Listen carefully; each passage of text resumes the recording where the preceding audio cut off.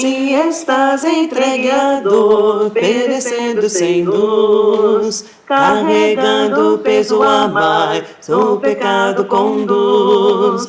Vem ouvir as novas dos céus, a emancipação. Confiar e obedecer, Cristo lhe dá remissão.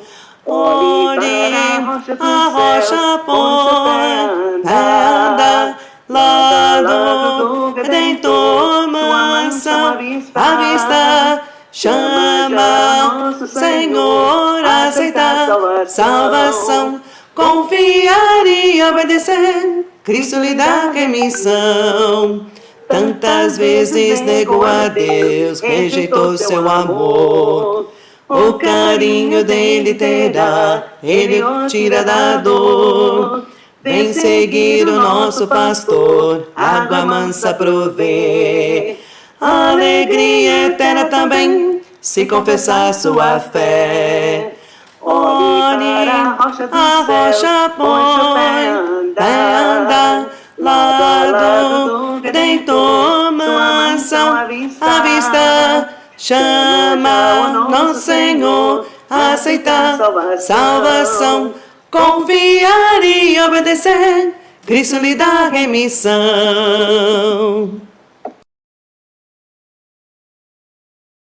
É com muita alegria que eu estou aqui, eu, a Ju, para compartilhar um pouco desse projeto, né, que essas irmãs tão amadas, escolhidas pelo Senhor, têm promovido.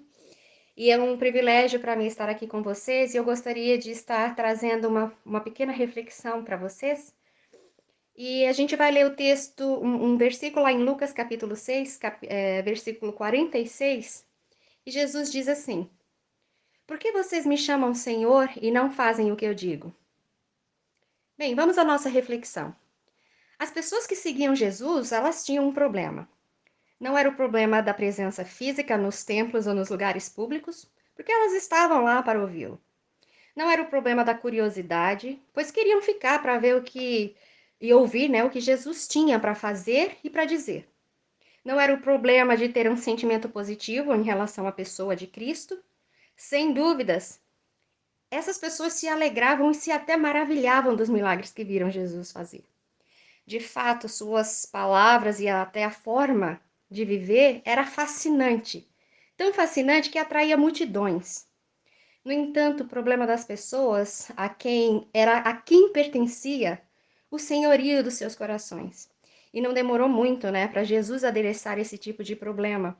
E vemos isso dentro do versículo quando ele diz: Porque vocês me chamam Senhor e não fazem o que eu digo.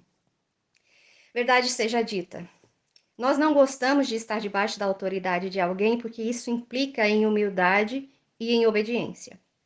E no mundo do primeiro eu, felicidade acima de tudo, a verdade é relativa, cada um tem a sua.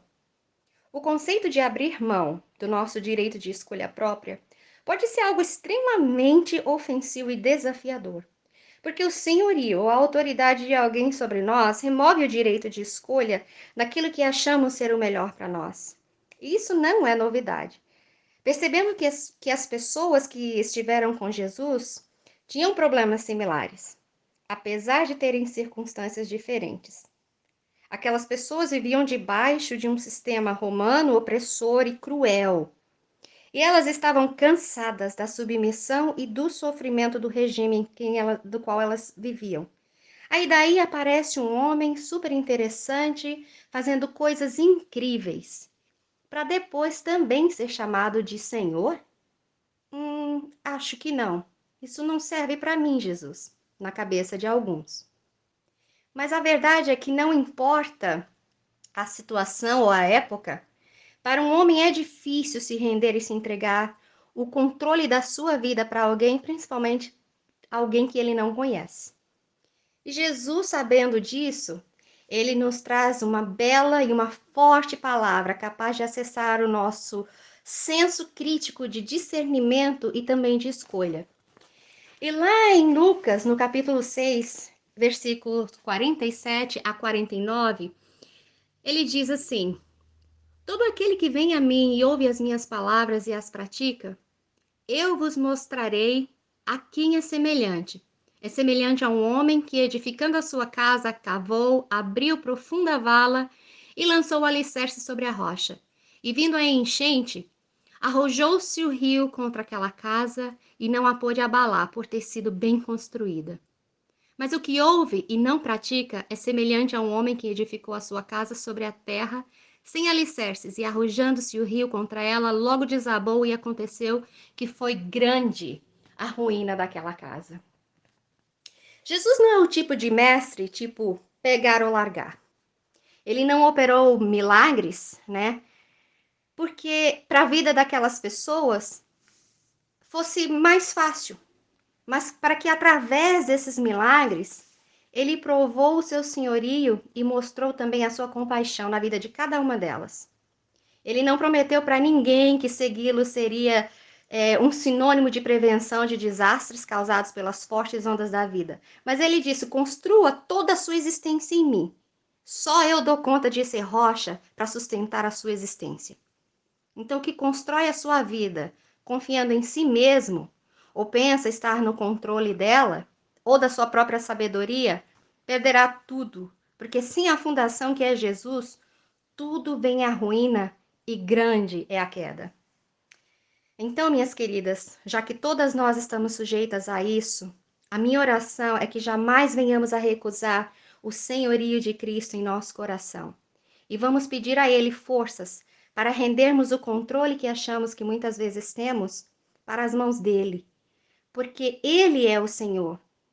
E que o conceito de submissão que tem em nós possa ser mudado dentro do nosso interior quando nós formos lembradas a quem estamos nos submetendo.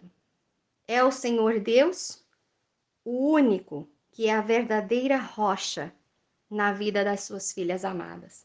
Então, que Deus te abençoe. Obrigada, Deus, pela vinda de Jesus a esse mundo.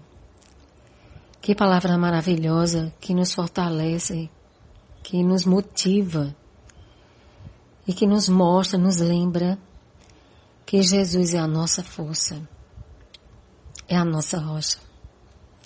Obrigada, Deus, pela vida da nossa irmã, que o Senhor esteja abençoando, que ela continue firme com esse propósito, Pai, na vida dela, que é servir a Ti, ser instrumento nas Tuas mãos. Obrigada, Senhor. Pai, Te agradeço por todo o ensinamento que Jesus nos deixou. O Seu exemplo de vida, Pai, nos ilumina, Senhor. É a nossa luz. Peço, Senhor, que busquemos em Jesus força que precisamos para Te obedecer, conforme a Tua vontade, ó Pai. Que possamos nos render totalmente a Jesus. Pedimos, Senhor, que jamais recusemos a autoridade de Jesus em nossas vidas. Ajuda, ó Deus, nos ajuda a edificarmos nossas casas sobre a rocha. Que eu e minha irmã não jamais esquecemos disso. Além de Senhor, do nosso Senhor, Jesus é a nossa força para que continuemos firmes nessa caminhada cristã. Obrigada, meu Pai, mais uma vez. Esteja com cada uma de nós, Pai. Em nome do Teu Filho amado Jesus. Amém.